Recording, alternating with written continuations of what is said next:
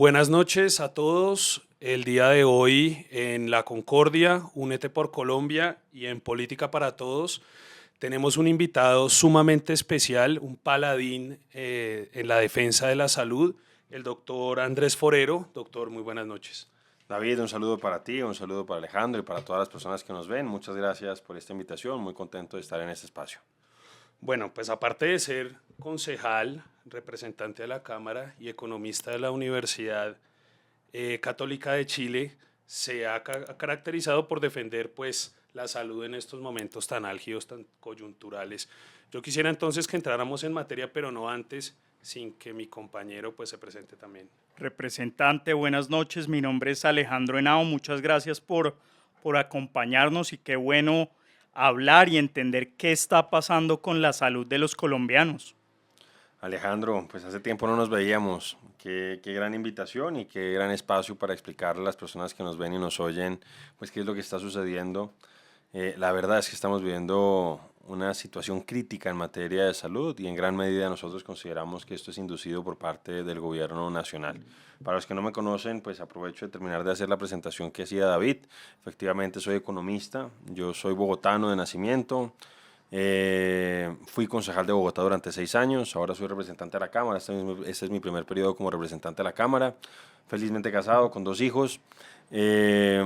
Hago parte de la Comisión Séptima Constitucional y precisamente en esa comisión pues es donde hemos estado debatiendo pues varias de las grandes reformas del gobierno de Gustavo Petro, la reforma laboral, la reforma pensional y sobre todo la reforma a la salud, que hoy está en el tercer debate. Es el segundo proyecto que presenta el gobierno porque ya se había hundido la primera reforma a la salud. Es el segundo proyecto que está en tercer debate en la Comisión Séptima del Senado. Perfecto, doctor. Pues yo quisiera que entráramos en materia entonces, haciendo un pequeño repaso a la Ley 100. Hay varios mitos en torno a esto. Bueno, que la Ley 100, en vez de ayudar pues al sistema de salud colombiano, lo privatizó, hizo una serie de concesiones a los privados que permitieron pues que el lucro se fuera a las personas privadas en vez de pues al pueblo colombiano como tal en beneficio de su salud. Yo quisiera que usted nos diera un muy breve repaso entonces. ¿Qué es la Ley 100? ¿Hacia dónde va dirigida? ¿Cuáles fueron las ventajas que trajo al sistema de salud en Colombia? Pues mira, la Ley 100 ya han pasado más de 30 años desde pues, que se aprobó la Ley 100 y se ha ido implementando, y hay que decir que ha habido modificaciones y reformas.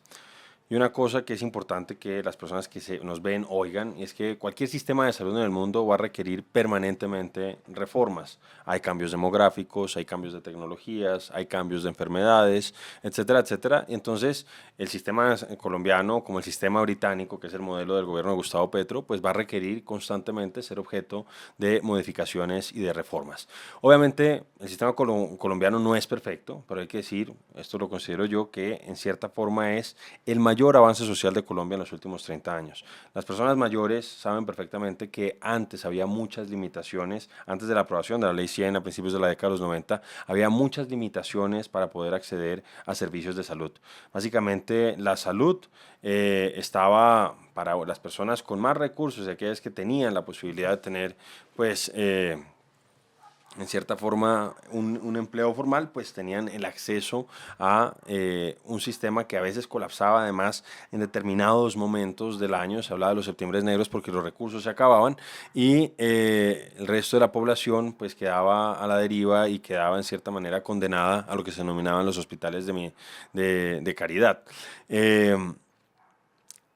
La Ley 100 pues, busca avanzar en un sistema de competencia condicionado, con competencia regulada, es un sistema, el que crea, es un sistema mixto, es un sistema solidario, que pues, ha tenido dificultades en algunos momentos, pero que adicionalmente hay que decir que ha tenido ajustes permanentemente. Entonces hoy tenemos el régimen contributivo y el régimen subsidiado. Durante mucho tiempo se criticó que hubiera una diferencia grande, una brecha cada vez más amplia entre pues, los beneficios que otorgaba el régimen contributivo respecto al régimen subsidiado, y eso en gran medida se había venido acortando. Otra vez en este gobierno, de cierta forma, se ha ampliado, pero las personas mayores saben que antes, por ejemplo, cuando se tenía que enfrentar una situación de salud dentro de una familia, a veces tenía que hipotecar la casa, se tenía que vender el carro, y eso ya no ha pasado. Hoy tenemos, o teníamos antes de este gobierno, pues en cierta manera, pues un nivel de protección financiera para las personas que requerían atención en salud que realmente era muy valioso. Lo vimos en la pandemia. En otros lugares de América Latina, en Estados Unidos inclusive, una persona o una familia que veía que uno de sus familiares se enfermaba del COVID-19, pues no solamente tenía que estar angustiado por que su familiar sobreviviera a la enfermedad, sino que tenía que ver de qué manera iba a pagar después todas las atenciones que había requerido la atención de esa pandemia. Eso aquí en Colombia no sucedió. Aquí vemos que, por ejemplo, en los hospitales de más alto nivel que tiene nuestro país, que hay que decir incluso que en los rankings que hacen de las clínicas y hospitales en América Latina, de los mejores 60, si mal no recuerdo, había más o menos 25 que eran de Colombia.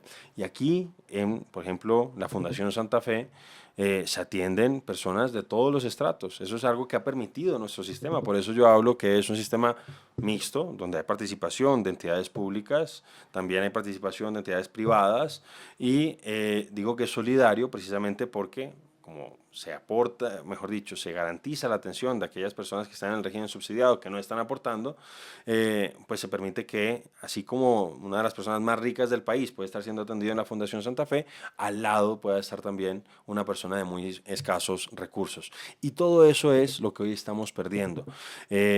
Nuestro sistema es un sistema que de hecho pues esa era una de las tensiones que tenía antes de este gobierno, y es que tenía una cobertura prácticamente universal en materia de atenciones. Obviamente eso genera unas presiones y genera genera un estrés financiero muy complejo, pero pues bien o mal pues el sistema había estado funcionando. Tristemente con lo que ha hecho el gobierno pues hoy vemos que pudimos sobrevivir una pandemia con nuestro sistema de salud, pero prácticamente lo tienen en ruinas después de 3 años del gobierno de Gustavo Petro. Bueno, se menciona que es un hito que la cobertura subió en los 90 del 22% al 99%. ¿Eso es así Sí, también? entonces, claro, hay como yo creo que dos indicadores que son muy potentes para ver pues el avance que ha tenido el sistema de salud en Colombia después de la aprobación de la Ley 100. Por un lado está el tema, como tú lo señalas, del tema de cobertura. Más o menos se habla a veces del 20%, del 30% antes de la aprobación de la Ley 100 y progresivamente fue subiendo hasta que ya estamos por encima del 95%. De hecho, a veces se habla que llegamos más o menos al 98-99%.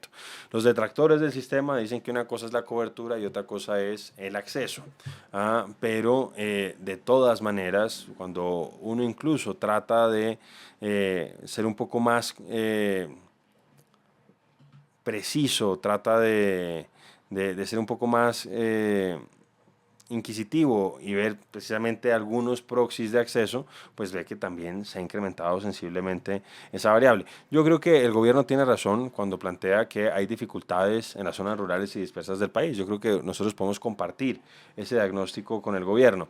Lo que pasa es que la solución para esas zonas rurales y dispersas no pasa por tirarse lo que funciona bien o relativamente bien en la ciudad. Entonces, si hay algo que no está funcionando bien en las zonas rurales y dispersas del país, pues hay que ver cómo logramos en una estrategia específica para esas zonas y para esa problemática sin afectar lo que funciona relativamente bien para la mayoría del pueblo colombiano que estaba en las zonas urbanas del país. Entonces, eso por un lado. Entonces, tú bien señalas el tema del incremento de la cobertura y por otro lado hay otro indicador que es muy potente, que es el tema del gasto de bolsillo. ¿Qué implica el gasto de bolsillo? Es más o menos si de 100 pesos, mejor dicho, si una familia gasta 100 pesos, no, si para garantizar una atención en salud a una persona determinada se necesitan 100 pesos, ¿cuántos salen del bolsillo de la familia que está teniendo esa atención? Y hoy por hoy es de 15%, es decir, 15 de cada 100 pesos salen o salían, ya esto ha cambiado. De hecho, esta semana veíamos dos indicadores. Uno que sacó la doctora Lacutir de Ancham, que decía que se había incrementado, ella hablaba que pasaba del 14 al 17%, pero así vacía a propósito de una carta que mandaron algunos exministros, mostraban que para las personas de menores recursos el incremento en el gasto de bolsillo entre el año 22 y el año 24 había sido prácticamente el 63%. Pero con la llegada de la Ley 100 hace ya más de 30 años, fue que se produjo este descenso, esta disminución tan significativa que pasó más o menos de 50 o estaba por encima de de los 45, del 45% bajó al 15%, que es un muy buen indicador incluso no solamente a nivel regional, sino a nivel mundial. Y eso lo estamos perdiendo hoy. Vemos que tristemente las familias, por cuenta de los retrasos en la entrega de medicamentos, por cuenta de pues, el colapso que está teniendo hoy el sistema, pues está teniendo que sacar recursos que antes podía destinar a la comida o a otro tipo de bienes y servicios, los está teniendo que dedicar ahora a la salud, que era una gran conquista que habían tenido las personas de menos recursos en el país y que ahora la están perdiendo por cuenta del gobierno. Entonces hoy se da una paradoja, y es que el gobierno llegó con un discurso de que supuestamente la salud era un derecho y no un negocio, y lo que estamos viendo en la práctica es que se están prácticamente duplicando las pólizas de salud en el país. Se está privatizando. En la práctica se está privatizando. Entonces teníamos más o menos 2 millones de pólizas antes de este gobierno y ya vamos en 4 millones, prácticamente se duplicó. Y adicionalmente, como le señalábamos, se está incrementando el gasto de bolsillo. Entonces, eso que decía el gobierno terminó siendo un eslogan y en la práctica está ampliando la brecha social. De hecho, cuando uno revisa algunos de los estudios del DANE, uno se da cuenta que uno de los elementos que más permitió disminuir la brecha social entre ricos y pobres en el país había sido precisamente nuestro sistema de salud, y eso se está perdiendo, y quienes están siendo más afectados precisamente son las personas de menos recursos, porque ¿qué va a suceder qué va a suceder al final? Las personas de menos recursos van a estar condenadas a un sistema público colapsado, y las personas de altos ingresos pues tienen la posibilidad de tener una póliza o de pagar las citas con los mejores especialistas. Entonces, obviamente eso nos parece que es lamentable, es un retroceso, y por eso creo yo que el doctor Alejandro Gaviria, que fue ministro del ramo y que tuvo un paso por parte en este gobierno y que precisamente el tema de la salud fue el que lo hizo salir del gobierno, hablaba de las utopías regresivas. Entonces, él hablaba de supuestamente, el gobierno hablaba de un sistema donde no hubiera competencia, donde todo fuera provisto perfectamente por el Estado, y en la práctica lo que hemos visto es un retroceso significativo, donde quienes más padecen ese retroceso son las personas de menores ingresos. Y una pregunta sobre ese tema famoso de la exministra Corcho, de la crisis explícita en la salud. Un poco lo que ha pasado es que el gobierno se ha empecinado en tratar de aprobar una reforma que el Congreso no le ha dado el visto bueno, pero mientras tanto está ejecutando, al parecer, ese plan de dejar el sistema sin recursos, de que colapse, pero el presidente Petro siempre está hablando de un sistema preventivo, de darle los recursos a las secretarías de salud, a las alcaldías y a las gobernaciones, pero mientras tanto el sistema está colapsando, las tutelas han crecido, el gasto de bolsillo también viene creciendo. El presidente Petro menciona en medios que ya los sistemas preventivos y grupos están en terreno funcionando, pero es cierto, como afirmaron el día de ayer los exministros de salud, que al parecer el gobierno sí adrede ha avanzado en un proyecto para crear la crisis explícita.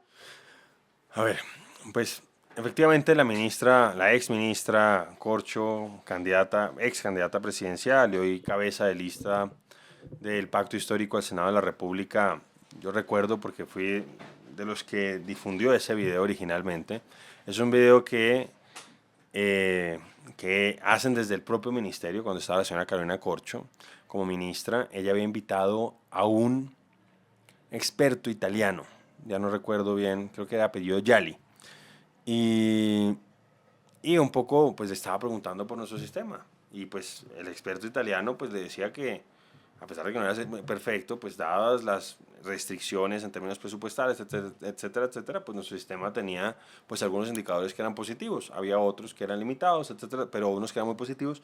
Y ahí la ministra, la entonces ministra, fue que pues habló de la necesidad de una crisis explícita para que el pueblo colombiano pudiera entender la necesidad de la reforma que ellos querían adelantar. Y yo no sé si de manera deliberada o no, pues esa crisis explícita ha llegado. Hemos visto, tú lo señalabas, cómo se han estado cerrando servicios. Creo que hoy veía una noticia que hablaba de un número no recuerdo si eran 6.000, vengan reviso porque pues fue una cifra realmente aterradora de servicios de atención en salud que se habían cerrado recientemente. Aquí ya les digo, más de 6.000 servicios de salud fueron cerrados en el país en el primer semestre de 2025. Hemos visto lo que está pasando con los pacientes de enfermedades huérfanas, de enfermedades crónicas, hemos visto lo que está pasando con el personal y con el talento humano en salud. Entonces, ¿qué es lo que ha sucedido?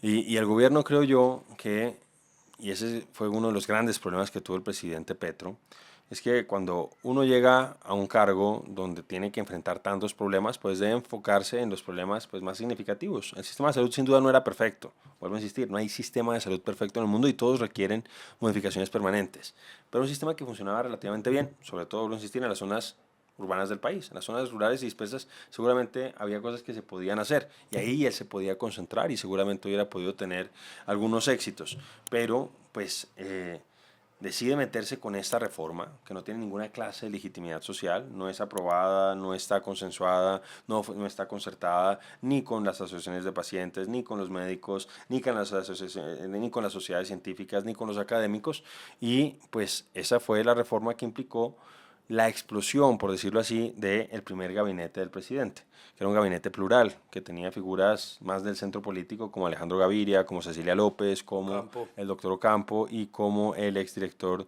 de Planeación. Y pues reventó ese gabinete y reventó la coalición de gobierno original. Acuérdense ustedes que el Partido Conservador, de manera completamente incomprensible, el Partido de la U y el Partido Liberal, hacían parte no de unas bancadas independientes, no, eran parte de la coalición de gobierno, eran partido de gobierno. Claro. Y por cuenta de esta reforma fue que esa coalición se reventó. Y entonces esos partidos, en particular dos de ellos, porque el Partido Liberal decidió irse a la independencia fue recientemente por cuenta de las preocupaciones que tuvieron algunos de sus dirigentes con las visas norteamericanas, pero en su momento se revienta la coalición saliendo del Partido Liberal y el Partido Conservador y después del Partido de la U, fue por esta reforma. Entonces, ¿qué ha sucedido? Que ellos han tenido la teoría de que las EPS, que son un actor muy importante de nuestro sistema actual, que son los aseguradores, ellos consideran y hablan que son básicamente los intermediarios. Esa es la palabra que ellos utilizan para describirlas y que sencillamente sustrayendo a las EPS, pues ellos dicen que se solucionarían un montón de problemas y habría más recursos. Esa es la lógica que ellos pues han tratado de utilizar y que por esa razón no se requerían unos incrementos importantes en materia presupuestal. Entonces, la primera vez, la doctora Corcho, que tuvimos un debate en la Comisión Séptima a propósito de eso, su predecesor, el señor Ruiz, había hecho, esto fue el año 22, esto fue iniciando el gobierno, una sugerencia de que se incrementara la UPC, no recuerdo ya si había sido como en un 16%, y ella dijo que no, que básicamente se podía hacer como una suma pues, ordinaria y que... Falta de total rigor académico. Falta total de rigor, pero bueno, en ese caso no fue tan grave. Hubo un incremento, la inflación era muy alta en ese momento, entonces pues ahora sacan pecho y dicen, no, es que mire, hemos tenido los incrementos más grandes de la UPC en la historia. Claro, pues es que tuvimos una inflación. Yo no le voy a echar la culpa al presidente Petro por el tema de la inflación, pero pues fue una situación que se tuvo que enfrentar, no solamente aquí en Colombia, sino en el mundo entero. Y pues sí, fue del 16%, pero la inflación en ese momento estaba más o menos en el 13%. Entonces, pues el incremento en términos reales pues no era tan significativo y venía con algunos rezagos, porque hay que reconocer también que había problemas de financiamiento, y aquí sucede siempre, en cualquier sistema. Un sistema de salud va a ser siempre una tensión o siempre va a implicar una tensión entre necesidades siempre crecientes, sobre todo cuando tenemos una población que se está envejeciendo y que requiere más atenciones, y unos recursos que siempre pues van a ser limitados. Entonces, no es que se pueda hacer una reforma o se puedan tomar unas medidas que vayan a resolver los problemas para siempre, jamás. Eso no va a suceder. Le corresponde a cada ministro, a cada gobierno ver de qué manera va resolviendo los problemas y va solucionando las dificultades que se van presentando. Entonces, bueno, eso pasó esa vez, después se incrementó, si mal no recuerdo, fue más o menos como del orden del 9% el incremento, pero realmente donde, y que está coincidiendo con lo que está sucediendo este año, donde se presentó el problema más grave, más agudo, fue del paso del año 24 al año 25. Y es que incluso, según lo que ha dicho la CIA, sí hay cosas que a uno le llegaban, informaciones que a uno le llegaban, es que los técnicos del Ministerio de Salud habían sugerido que el incremento debía estar entre el 16% y el 22%.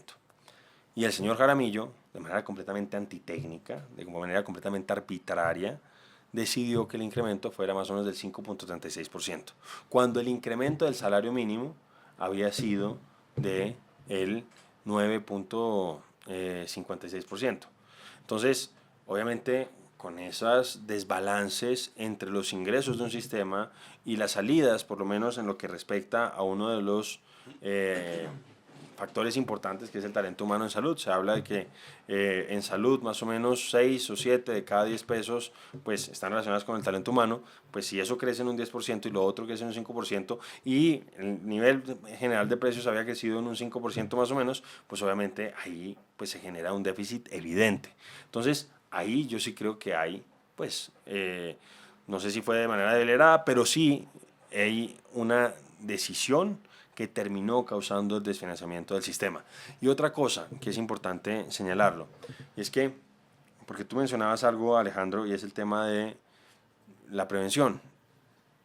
Entonces, como un mantra, el gobierno habla de que tenemos que tener un sistema preventivo y predictivo y no sé qué, etcétera, etcétera. Y entonces hablan de una conferencia de la Almata, etcétera, etcétera.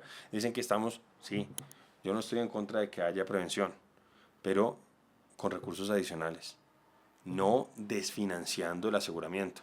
Porque es que el gobierno básicamente dice, no, es que si nosotros entonces hacemos un ejercicio de prevención, entonces ya la gente no se va a enfermar y no, o no va a tener esas enfermedades crónicas, etcétera, etcétera, y entonces va a haber unos gastos menores.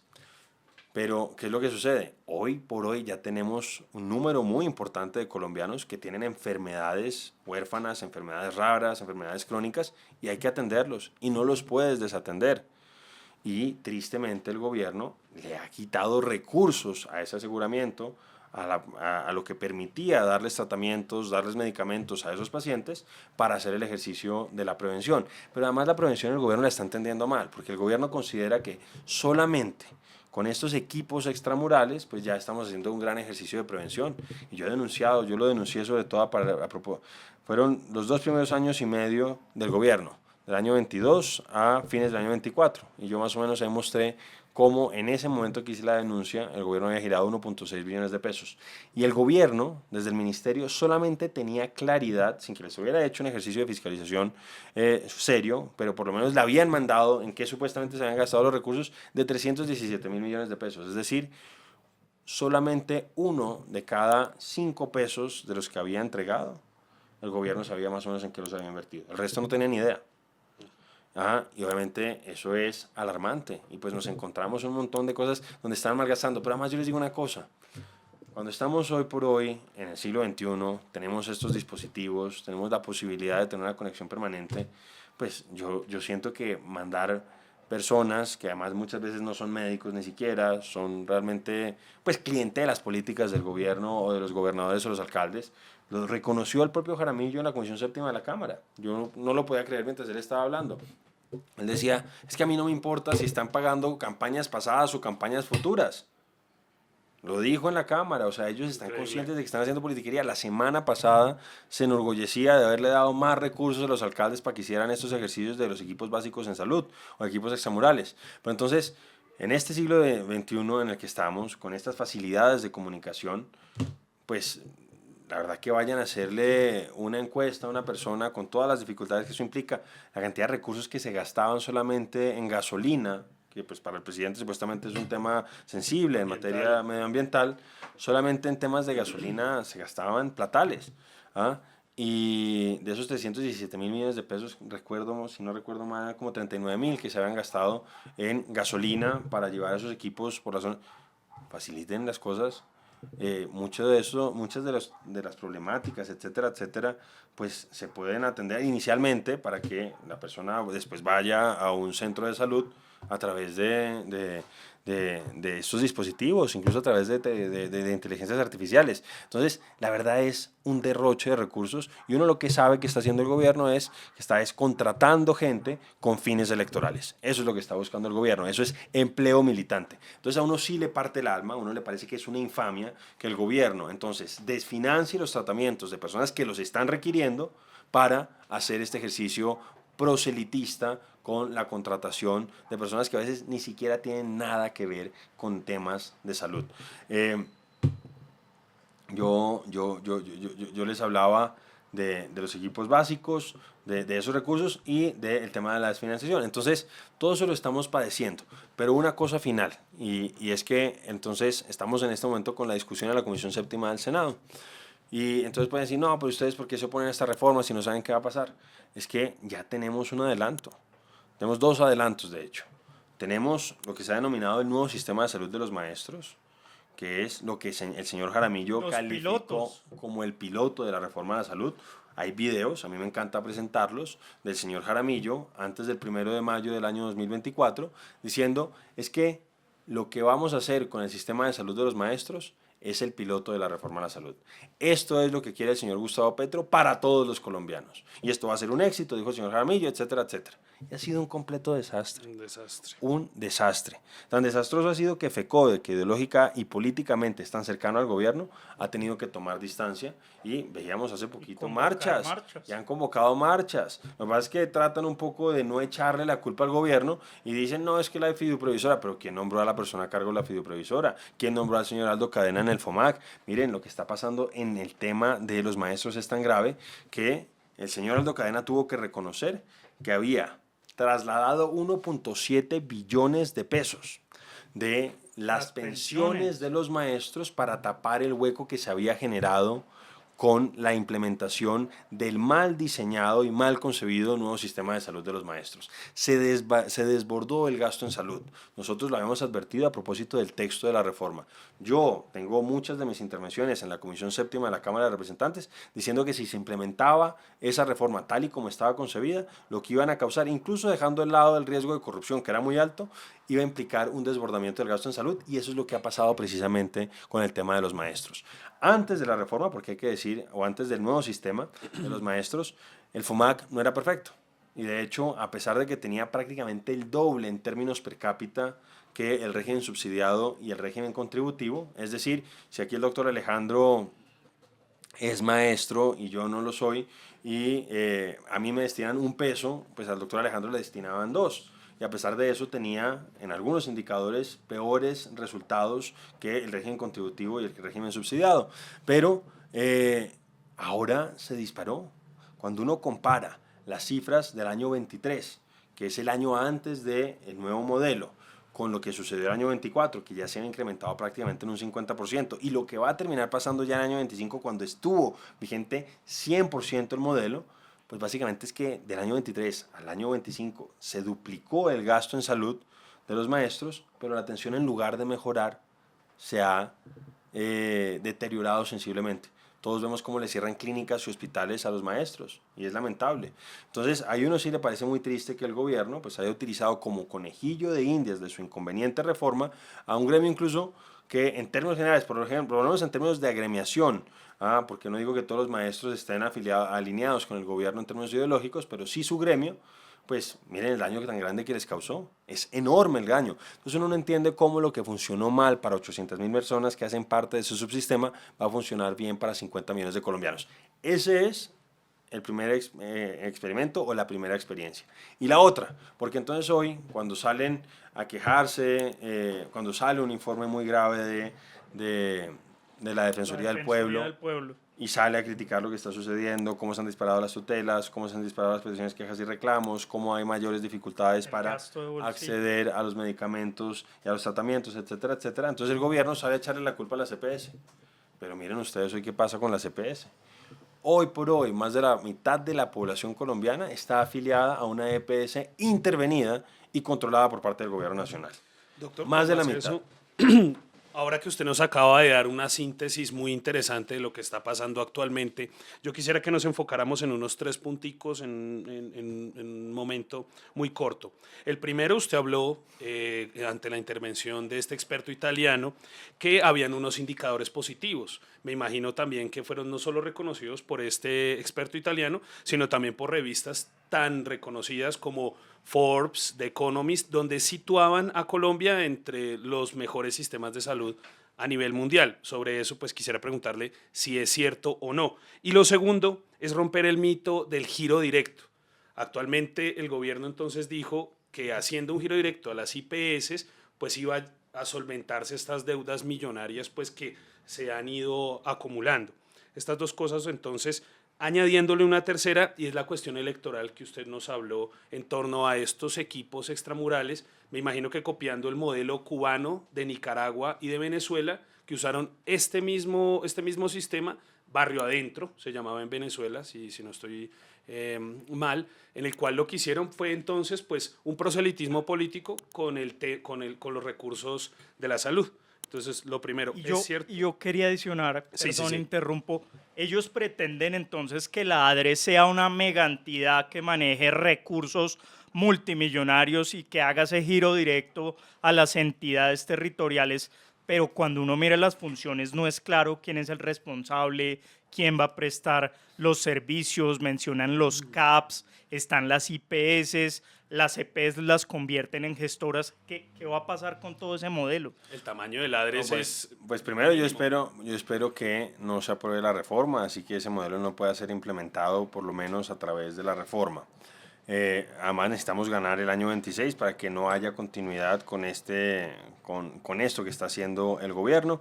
Seguramente el próximo gobierno va a enfrentar unos retos muy importantes en materia de seguridad, en materia de salud, en materia energética y en materia de salud desde ya tenemos que empezar a ver cómo empezamos a plantear soluciones sabiendo que es muy probable que no podamos volver al sistema tal y como lo teníamos antes. Nos va a tocar diseñar sobre lo que podamos hacer sobrevivir del actual sistema, una nueva solución para garantizar lo mejor posible la atención en salud para los colombianos. Pero entonces, efectivamente, David, pues el sistema colombiano pues, ha sido reconocido a nivel mundial, pues obviamente tiene limitantes, no es perfecto, de hecho en términos per cápita nosotros pues obviamente gastamos menos que otros países, no solamente pues del primer mundo, sino incluso cercanos aquí en términos geográficos a nosotros. Recuerdo cifras más o menos que Costa Rica, que también ha sido un referente para el gobierno nacional, pues gastaba más o menos, haz de cuenta, $1.000 per cápita al año y nosotros gastábamos más o menos 500. Pero lo más impresionante de nuestro sistema es que hacía mucho con relativamente poco. Claro, entonces hablan, no, es que son 100 billones, sí, obviamente es plata, pero pues comparado con lo que sucede en otros lugares del mundo, pues era unos recursos un poco más reducidos que se utilizaban de manera muy eficiente. Listas de espera muy Entonces, cortas. en algunos casos sí, porque listas de esperas hay, por ejemplo, en Canadá, que también es un referente para el gobierno, en Reino Unido, que es un referente para el gobierno, algunas atenciones, algunos servicios de salud que se demoran muchísimo menos aquí en Colombia que en otras partes del mundo. Yo creo que todas las personas que nos ven pues saben que a veces familiares que viven en el extranjero pues preferían venir a Colombia a hacerse ciertos exámenes, a practicarse ciertas atenciones en salud que tener que esperar en los lugares donde estaban residiendo. Y no estoy pensando que estuvieran en Venezuela, no, estoy pensando que pueden estar en España, pueden estar en Estados Unidos, pueden estar en Canadá, pueden estar en el Reino Unido Alemania. y preferían venirse a Colombia. Y esto es una experiencia que seguramente las personas que nos oyen tendrán de familiares que antes sucedía eso. Entonces, nuestro sistema pues como tú lo señalabas, no es solamente la opinión que podamos tener algunos colombianos, sino que incluso pues publicaciones muy prestigiosas pues reconocían pues esas virtudes del sistema, no que fuera perfecto, no que fuera el mejor del mundo, pero pues dadas las restricciones, dados los condicionamientos, pues sí tenía unos resultados muy interesantes. Por otro lado, tú planteabas el tema Del giro directo. del giro directo. Entonces, ¿qué sucede? pues esa ha sido una de las narrativas que ha tenido el gobierno nacional. A mí no me importa el tema del giro directo, yo no estoy en contra del giro directo, pero un poco se les ha caído esa narrativa. Y es que básicamente decían, no, es que las administradoras, porque ellos dicen las intermediarias, las EPS, entonces se quedan con la plata y no le entregan la plata oportunamente a las clínicas y hospitales. Y ahí entonces es donde yo quisiera hablar de ese segundo experimento que ha hecho el gobierno nacional, que son esas EPS intervenidas y controladas por parte del gobierno. Entonces, ellos básicamente decían es que las EPS se quedaban con un porcentaje significativo. La señora Corcho hablaba más o menos. ¿Qué es lo que pasa? La ley 100 habla que en principio, si la UPC es de 100, se tiene que destinar el 92% cuando se habla del régimen subsidiado para atención en salud. Y el 8 es lo que cubriría los gastos administrativos y eventuales utilidades. Y en el caso del régimen contributivo es el 90 y el 10, ¿cierto? Lo que pasa es que han mostrado los estudios recientemente es que, pues, eso es en la teoría, pero realmente a veces el gasto en salud incluso está por encima del 100%. Es decir, si me destinan 100, a veces el gasto en salud está en 102, en 103. Como actualmente, que está en el 110. Una pregunta, la exministra Corcho mencionaba el tema de las reservas, pero no es mejor gastar la plata y que no esté en reserva. No, bueno, entonces ya explicamos el tema de las reservas, pero entonces, en este caso, esto es, ahí se habla de la siniestralidad, pero lo que quiero decir es que la ministra pensaba que pues, las EPS por derecha se estaban quedando con el 8% o el 10% del total de los recursos que recibían.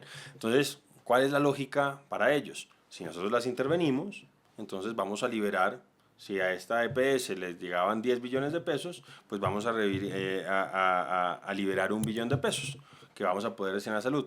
Esa era la lógica de ellos, porque pues básicamente las EPS para ellos no hacían nada. Sencillamente se encargaban de recoger unos recursos y pasarlos a las clínicas y hospitales. Esa es como la narrativa que ellos tenían montada. Entonces, si se ganaban 1 billón de pesos, el 10% de los recursos que recibían por no hacer nada, pues entonces una vez que las intervinieran, pues ellos iban a poder destinar 1 billón de pesos adicional, ya no iban a ser 9, sino 10 completos para la atención en salud. Y lo que hemos visto es que ha ocurrido completamente lo contrario. Las deudas se han incrementado. Entonces, por eso yo les decía que el tema del giro directo, entonces listo, el giro directo hoy prácticamente es universal, es casi total. Y nunca habíamos estado en una situación tan crítica en materia de cartera, sobre todo con las IPS, con las EPS intervenidas. Yo denunciaba la semana pasada lo que está pasando con el cancerológico, porque entonces lo que ha salido a decir el presidente de la República es que no vamos a hacernos cargo de las deudas de las EPS antes de la intervención, que me parece ya que es un tema muy complejo. Pero entonces, listo, plantee eso a propósito de los privados si quiere, pero ¿por qué no le va a pagar al cancerológico si según su criterio es una entidad pública y todo lo público es súper transparente según él? Entonces, ¿qué ha pasado con el cancerológico?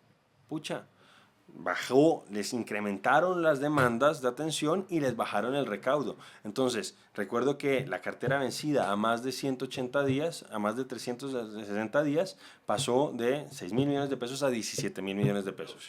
En el caso de la cartera entre 180 días y 360 días, también prácticamente que se triplicó. Entonces, ahí es donde uno entiende. Si antes estaban haciendo todo eso mal las EPS, esto ya estoy hablando de nueva EPS, que es la que es más dramática, tiene más de 10 millones de afiliados, es una de las empresas más grandes del país y la están manejando como si fuera una tienda de barrio, la manejan a las patadas. Puede ser un experimento similar al de FECODE, ¿no? Que quieren implementar como que la nueva EPS, que está totalmente controlada por el gobierno, pueda hacer algo.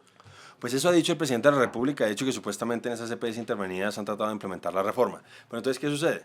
En nueva EPS hemos tenido 3 interventores en menos de 1 año y medio. 3 interventores. Y cada uno peor que el anterior. De hecho, la última, que se llama Gloria Polanía, que es la que está en este momento, no sabemos hasta cuándo, porque muy seguramente la pueden cambiar ahora que hubo cambio de Superintendente Nacional de Salud. La señora Gloria Polanía presentó un examen para que se actualizara el RILCO, que es el registro de interventores, liquidadores y contralores de la Superintendencia Nacional de Salud. El señor Giovanni Rubiano, el ex superintendente, se gastó 561 millones de pesos para actualizar ese registro. La señora se rajó en el examen. Y a pesar de que se rajó, el señor Rubiano decidió meterla como interventora de la EPS más grande del país, una de las empresas más grandes de Colombia. Entonces, ¿Qué ha sucedido? Que en lugar de que con su lógica hubiera más recursos disponibles para la atención, pues hay menos. Y entonces hemos visto cómo no solamente no están pagando las deudas anteriores, sino que no le están pagando los servicios que se han venido prestando desde la intervención. No, al menos no en su totalidad. Yo he tenido que hacer denuncias a propósito de lo que está ocurriendo con las IPS que le prestan servicio de diálisis a la nueva EPS. Son más o menos 10.000 personas que requieren diálisis. Una persona sin diálisis se puede morir si no se la prestan la atención en 3 días, una semana. Y a veces y han dejado que crezca y crezca y crezca y crezca la cartera con esas IPS, que en algún momento pueden decir, oiga, yo ya no le puedo seguir prestando la atención porque usted no me paga. Claro. ¿Qué va a pasar entonces con esos 10.000 personas? Entonces es realmente crítico. Pero miren ustedes, entonces una de las principales críticas que hacía el gobierno nacional al sistema que recibió el año 22 es que supuestamente para muchas atenciones se requería una acción de tutela. Entonces decía, no, ¿cómo es posible que haya tutelas, etcétera, etcétera? Eso no puede ser. Un sistema que implica que haya una tutela para que yo reciba una atención es un sistema infame, etcétera, etcétera. Ahora, ni siquiera las tutelas están sirviendo. Miren, con 9 EPS yo he podido demostrar con las informaciones que ellos mismos me entregan, porque es que yo realmente opero es con la información de ellos. Yo les mando muchísimos derechos de petición, y ellos me responden. Entonces, lo que me muestran con las tutelas, en sintonía con lo que decía la señora defensora del pueblo, es que a partir del mes de noviembre del año pasado empezaron a duplicarse las tutelas. Pero ya el problema es que ni siquiera las tutelas están sirviendo, porque es que están desacatando las tutelas. El señor superintendente actual, que fue 9 meses interventor de 9 APS, Bernardo Camacho, el señor Camacho 9 meses estuvo y tiene 10 años de cárcel acumulados por desacatos a fallos de tutela. Es que ya no están acatando los fallos de tutela. La señora Gloria Polanía se posesiona, si mal no recuerdo, el 15 de agosto o el 18 de agosto de este año, y la respuesta me la entregan el 24 de septiembre. Y en un mes ya tenía 4 años de arresto acumulado por el desacato a fallos de tutela. Es decir, si antes la plata no alcanzaba, ahora no está alcanzando ni para la mitad. Y quienes terminan pagando las consecuencias son precisamente los pacientes, que ven cómo les niegan tratamientos y cómo no les dan sus medicamentos. Lo que está haciendo el gobierno es lamentable, y por eso yo digo que aquí no se necesita hacer futurología para saber qué va a pasar con la reforma, sino sencillamente ver con atención lo que está ocurriendo con el nuevo sistema de salud de los maestros y con las EPS intervenidas, donde a pesar del giro directo casi universalizado que han implementado, pues las dificultades para las clínicas y hospitales pues se ha aumentado. Hemos visto cómo cierran. Es que a 9 EPS le cierran constantemente servicios. La Chayo se lo cerró y el presidente salió a tratar de explicar porque tiene ahí un asesor extranjero que no vive aquí en Colombia y que pues tiene dificultades a veces para sumar. Entonces lo hizo hacer el ridículo el señor Vicente Calvo al presidente Gustavo Petro, pero lo cierto es que le cerraron las puertas a los pacientes de 9 EPS en la Chayo.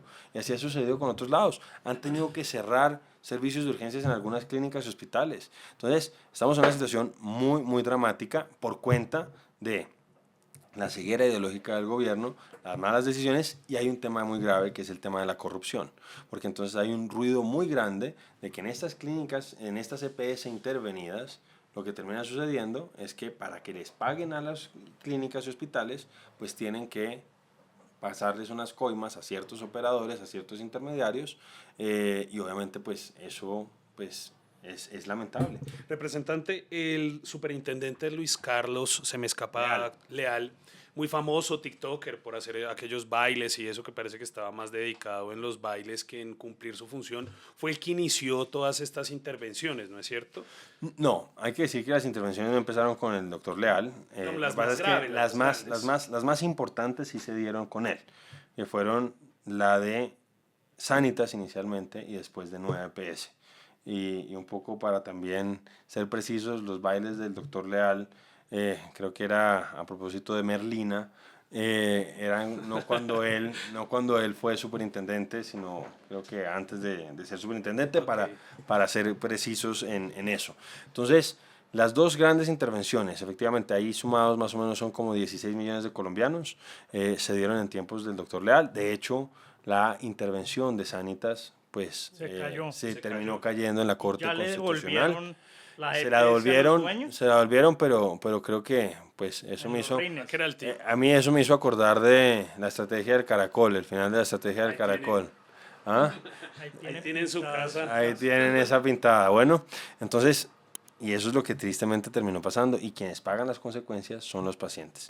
Y está el tema que tú mencionabas de lo que puede suceder en términos electorales, y sí, ese es el temor que uno tiene, que es lo que está buscando el gobierno, y por eso cuando vio que se estaba cayendo la reforma o no la estaban pudiendo aprobar, terminaron sacando por decreto la reforma con este decreto que era el 0858, donde el gobierno buscaba que fueran los alcaldes y gobernadores los que definieran qué clínicas y qué hospitales iban a ser parte de sus redes de prestación de servicio, donde adicionalmente buscaba territorializar la atención en salud. ¿Eso qué significa? Que el gobierno decidía que en algunos lugares del país solamente iba a poder operar 9 EPS. Entonces, algunas personas, por ejemplo, que estaban en Sanitas felices o en Sura felices con su atención, el gobierno les limitaba el derecho a la libre elección y los mandaba a 9 EPS, que hoy se está cayendo a pedazos. Y hacía que las puertas de entrada al sistema fueran los centros de atención primaria en salud, los CAPS, etcétera, etcétera. Entonces, realmente esa era la forma en que el gobierno estaba tratando de implementarla, pero afortunadamente el Consejo de Estado pues decidió suspender provisionalmente el decreto ante una demanda que presenté precisamente porque consideraba que el gobierno estaba usurpando las funciones del Congreso. Entonces aquí, y así lo considera también el Consejo de Estado en esta decisión de suspender provisionalmente su implementación, básicamente el Consejo de Estado considera, como lo considerábamos nosotros, que han usurpado las funciones legislativas. Cuando se estaba haciendo un cambio así de estructural, pues eso implicaba que se hiciera a través del Congreso. Y el propio gobierno nos dio los argumentos. Es que si el gobierno hubiera considerado desde el principio que eso lo podía hacer a través de un decreto, pues no hubiera presentado la reforma que presentó. Porque básicamente muchos de los contenidos que están en ese decreto estaban en la reforma. Entonces el gobierno sabía que eso tenía que cumplir con el principio de reserva legal, que tenía que ser modificado a través de una ley. No lo hizo y afortunadamente el Consejo de Estado hoy lo tiene suspendido. Y para ir concluyendo la entrevista, entonces, se cae este decreto por las medidas cautelares. No se ha caído, está suspendido. Está suspendido, correcto. Está el proyecto de ley para tercer debate en el Senado, pero al parecer no tienen las mayorías, pero vemos a un gobierno presionando, amenazando, incluso diciendo que van a denunciar a la comisión. No sabe uno por qué delito, si es el ejercicio normal del Congreso de la República, pero la pregunta es entonces, ¿usted cree que se va a aprobar o no la reforma o definitivamente si no se aprueba lo que va a pasar es que en cualquier momento va a estallar esta bomba o el gobierno lo que va a hacer es tratar de dilatar y que el próximo gobierno sea el que le toque entrar a ver cómo va a solucionar este problema? ¿Qué le podemos decir a los colombianos sobre la solución a estos graves problemas de salud que están teniendo? Como usted lo mencionó, no hay acceso a medicinas, a tratamientos y se están muriendo los pacientes. Entonces, no, ¿qué pasa? Yo creo que, a ver, ¿qué sucede en la Comisión Séptima del Senado?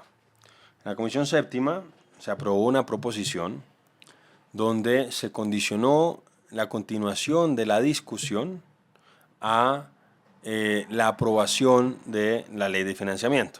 Porque en este momento hay dudas presupuestales sobre la forma en que se podría implementar la reforma a la salud. Entonces, hubo un documento en el que el Ministerio de Hacienda y Crédito Público le respondió a una senadora de la Comisión Séptima, en particular a la senadora Nadia Ollel, donde le decía que pues, tenían algunas dudas presupuestales hasta que no se aprobara la ley de financiamiento. Eso es más o menos lo que se respondió de parte de el Ministerio de Hacienda en su momento. Entonces me parece que con todo el sentido los senadores dijeron venga, entonces mientras no haya claridad, mientras no sepamos qué es lo que va a pasar, cómo van a ser los reajustes se van a gastar la plata, pues entonces frenemos esto, y así se frenó. Entonces ¿qué es lo que está haciendo el gobierno? Pues metió un mensaje de urgencia y dice que también de insistencia. Eso está previsto en la ley quinta. La verdad es que el presidente está diciendo que supuestamente los va a demandar ante la Corte Suprema, como si hubiera un delito de por medio. Ahí no hay un delito.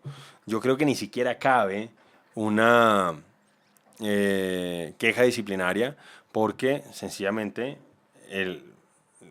la Comisión Séptima estuvo poniendo de primeras en el orden del día ese proyecto durante muchos días y finalmente pues terminó suspendiendo esa discusión por esta razón y es legítimo. Lo que dice la ley quinta es que en un mes tendrían que pronunciarse. Ese pronunciamiento pues puede implicar hundirla.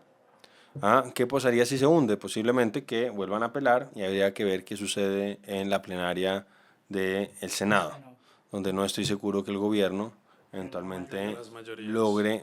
La estuvo para el tema de la reforma laboral, pero la discusión de la reforma laboral era muy distinta a la discusión de la reforma a la salud.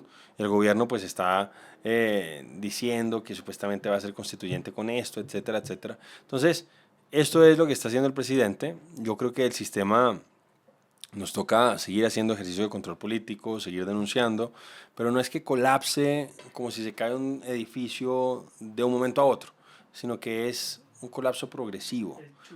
Lo más triste, lo más triste de esto es que aquí se van apagando vidas poco a poco y a veces pues no nos damos ni cuenta. Esto no es como un terremoto, por decirlo así, sino que es una crisis, es una tragedia silenciosa. Y pues el gobierno se aprovecha de eso, pero pues nos corresponde a nosotros seguir haciendo ese ejercicio de control político y seguir denunciando para tratar de minimizar las muertes que están causando. Representante, quisiera jugar al abogado del diablo eh, con la siguiente cuestión, y es que el gobierno dice que le entregaron la olla raspada, que no habían recursos para la salud y que esto es más bien lo que desencadenó junto con la corrupción, por ejemplo, de Salucov, el señor Palacinos y demás, lo que en verdad causa la crisis actual. No, pues lo de Palacino pasó hace ya mucho tiempo, ¿no? Y obviamente es lamentable y tiene que caer sobre las personas que se han robado la plata de la salud todo el peso de la ley. Y sí, ha habido abusos de algunas EPS, sin duda, y pues obviamente eso uno lo rechaza, como ha habido abusos también, y ha habido casos de corrupción en hospitales, en entidades públicas. Pero entonces, lo que yo les diría a ellos es que sí, antes había problemas porque había esa tensión que mencionamos inicialmente, pero la plata bien o mal alcanzaba. Es que ahora no está alcanzando. Es que si antes no alcanzaba, ahora alcanza menos. Miren, una cosa a propósito de un estudio o de un informe que no ha sacado formalmente la Contraloría o no completamente, sino que sacó solamente un comunicado de prensa. El gobierno hablaba, que nos mencionaba una cosa que no habíamos respondido el doctor Henao, que es el tema de las reservas técnicas.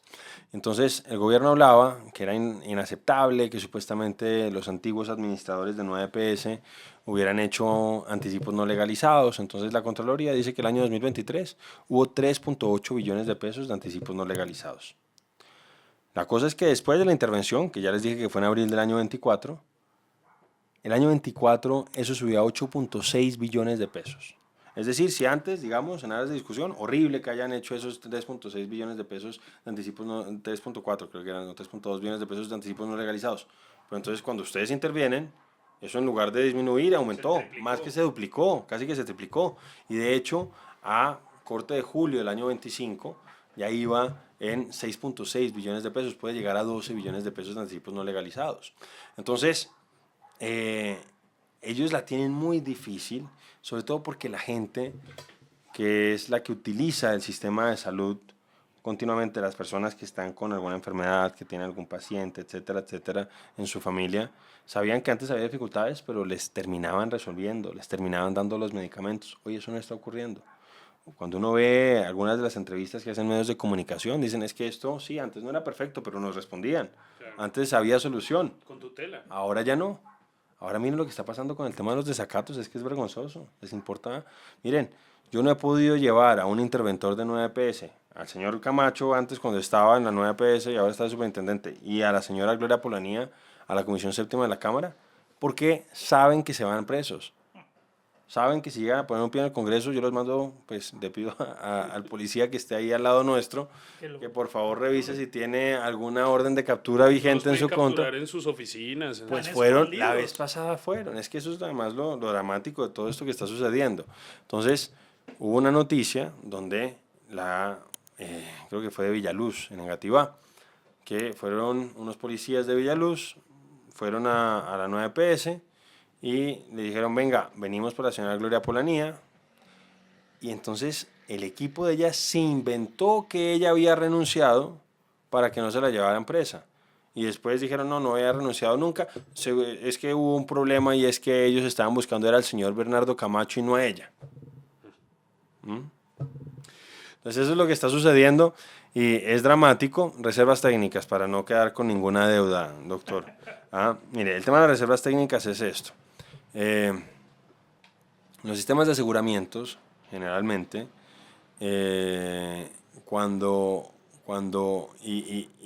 pues aquí se supone que se buscaba que, por ejemplo, si yo tenía ya unas atenciones comprometidas, pues yo tenía que pues, reservar unos recursos para garantizar el pago de esas atenciones, ¿cierto?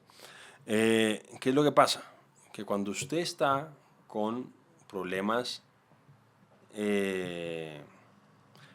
entonces, digamos que estamos con un sistema de aseguramiento, porque este es un sistema de aseguramiento sui generis, pero entonces digamos que estamos en un sistema de aseguramiento como el de los carros.